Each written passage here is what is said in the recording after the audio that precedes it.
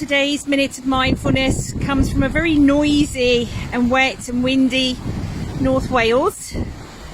We have Storm Darragh, and just taking a minute to just stop and watch the elements do what they do. Maybe taking a moment to just be grateful for the safety we have today. Grateful that maybe we have warm, safe homes and that we're dry. And just noticing the raindrops down a window, or maybe the ripples in the water, or the trees blowing in the wind. But just taking a minute to stop and be mindful.